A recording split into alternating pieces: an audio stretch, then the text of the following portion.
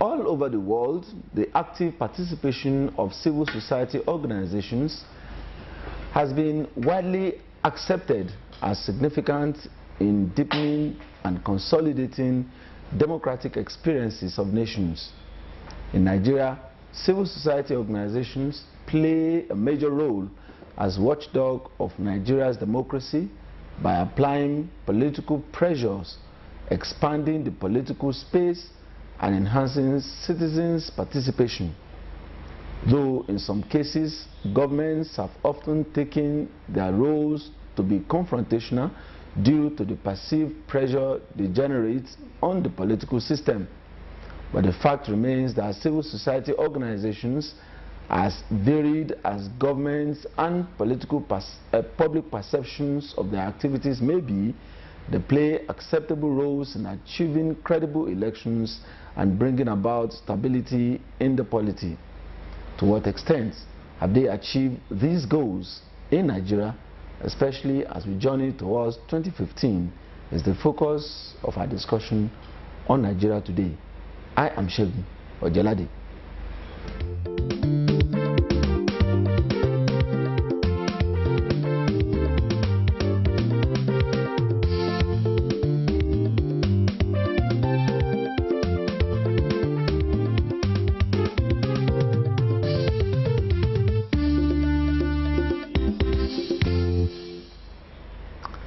I'm being joined in the studio by two eminent Nigerians who are members of civil society organizations in Nigeria.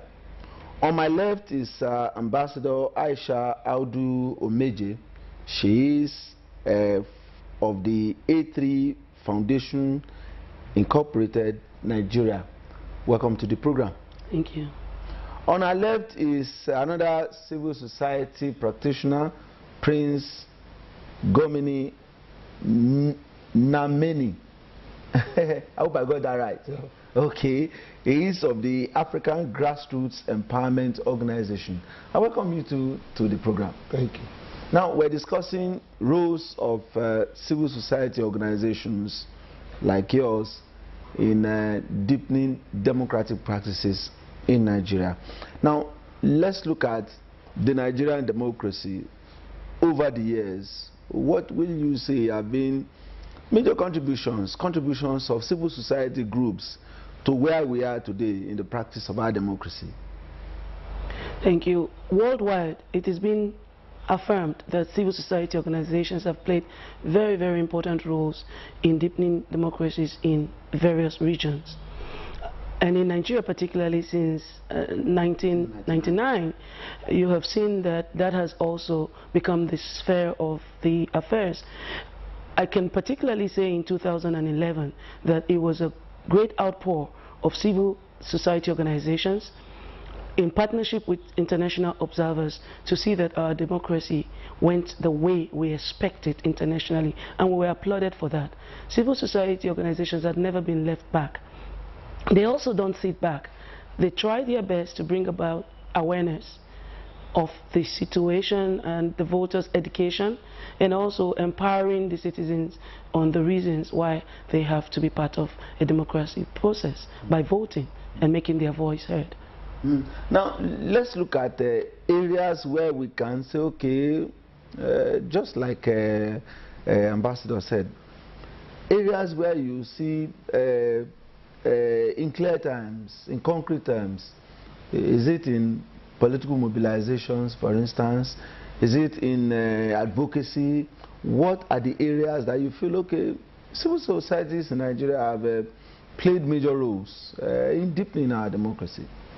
Well, civil society organization in Nigeria, as far as I'm concerned, we are doing so much to help to develop our democracy, like in advocating to the people, the way the politics should go, the way they could vote, and all that. So I feel on our part we are doing so much, and this is not a responsibility of one group. It is a duty of every organization who believes that they are civil society to make sure the elections are peaceful. So we are doing it without favoring anybody, because it is our responsibility. We represent the people. So we have to do that. Now, we know that during elections, for instance, civil society groups are part of the observer missions that go around polling. But in the build-up to elections, especially at this period that we are now, where political parties are in the processes of choosing their candidates for the election in 2015, is there a role for civil society? Can they come in now? Because we are yet to get to the critical stages. Is there anything they can do now to help so that the process can be smoother? Yes, I believe that they have already come on board from the point of voters' registration and accreditation, which the INEC has done so well, trying to get everyone to be part of that process. The civil society organizations are supposed to have been carried along, and I believe they have been carried along to educate the people, to see that they know the value of that card. Today I can tell you that a lot of them still have to go back to the field. The INEC has done what it needs to do by bringing this permanent registration card to the doorstep of the states and the local government and some of the agencies. But to be honest with you, with the help of the civil society, we will call out the people to see a reason why those cards should not just be dumped in INEC office until a day to election, or on the day of election you don't have the tool that enables you to even have a voice. So before the parties conclude their nominations and primaries and everything, these voters, to avoid voters' apathy, must have these cards in their possession. So the civil societies are already all over the place, lobbying with INEC and other organizations and agencies to see that they're empowered or permitted to go ahead and be part of the process. They don't have to wait until when the candidates emerge. Okay, you're talking of social political mobilization of the citizenry, grassroots mobilization. What makes civil society critical to this kind of assignments? Why? Are they closer to the people than politicians? Or is it because they are neutral and the people can believe them more? Thank you. You know, the civil society group are so close to the people than the politician, because we are neutral and then we are independent. So therefore we stand to relate to the people, we tell them the truth. Especially now that there are a lot of issues in Nigeria. We have security challenges everywhere. We take it upon ourselves to educate the people on the true way of voting. And that's why we come out en masse. This is not the responsibility of INEC alone. If we wait for INEC, our democracy will be destroyed. So it is our responsibility to join force with INEC and every Nigerian to make sure we conduct a credible poll. This is not the duty of one person. Now, even those who are coming out to vote, that will educate, Nigerians too should be prepared. That our democracy must be protected. These are the education we are giving to people everywhere, because we are so close to the people. We are close, I can assure you. We don't deceive the people, because the people fall back on us. So we don't deceive them, so therefore we tell them the truth. We educate them on time. Now, let's look at the issue of, I don't want to believe that civil society groups are totally neutral. Let's look at the situation in our polity today. Is it possible for anybody to be neutral? Civil society groups, for instance. Is it possible? Yes, it's possible. It's a matter of integrity. Of course, you will be lobbied by the political class, and to see that if you have some sort of power or some sort of weight in a particular zone or area where your organization is driving, they will want you to carry them along. They will want to put their manifestos at your doorstep. But your own duty is to remain in the middle, to see that first of all what you want to achieve is that the people know what their right is, and they should not sell their conscience.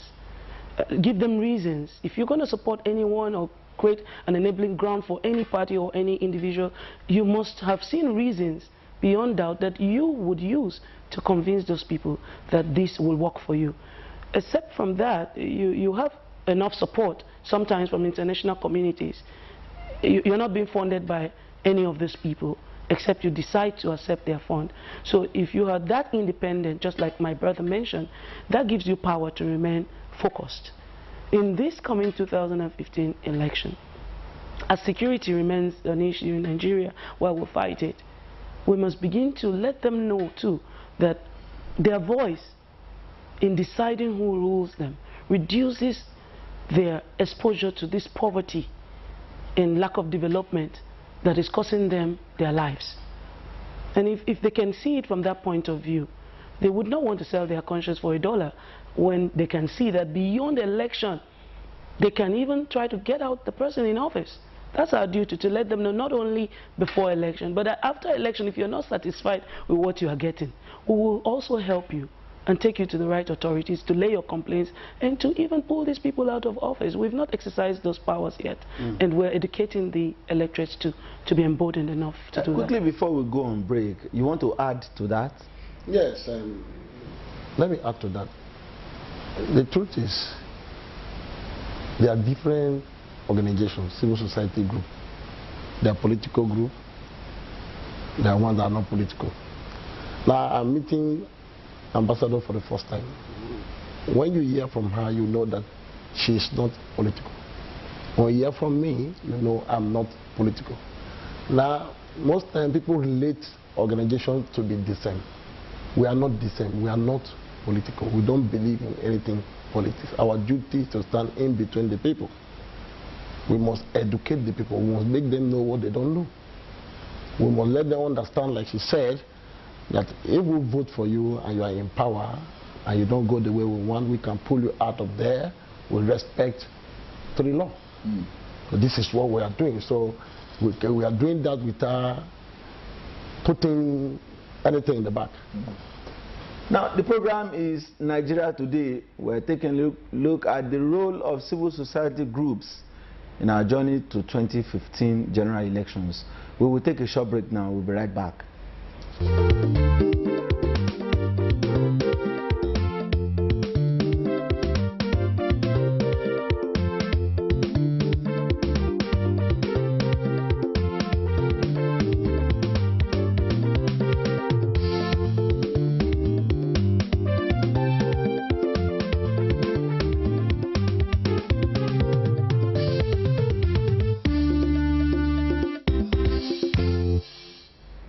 You're welcome back. The program Nigeria Today continues. We're taking a look at the role of civil society groups in the build-up to our 2015 general elections.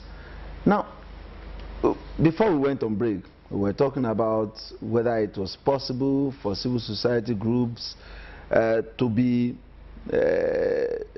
not to be partisan. But lately we have seen groups, civil society groups, that openly. Now, what danger do such things pose to one, what civil society should be doing in a polity like ours? First, like you mentioned, groups, various groups, and every group is set out with a different notion, different mission, different values. It cuts across economy, health, sector, education, poverty elevation. So it depends on what the groups really are. Recently what we've noticed is a pour out of groups supporting the democracy, not necessarily the individuals, because for a little bit individuals have not been penciled down. And so what they have tried to do is, to the best of my knowledge, bring about voters' awareness of the 2015 election, and going by the fact that we have these challenges here and there, we should not now let our democracy to be eroded by these challenges. Let's move on and get the people ready for the 2015 election. The more aware they are of what they're about to face, the more they stand up to the facts of what is happening in the system right now, and the more that people try to sell themselves to them through other organizations. I won't call them all civil society for political movement.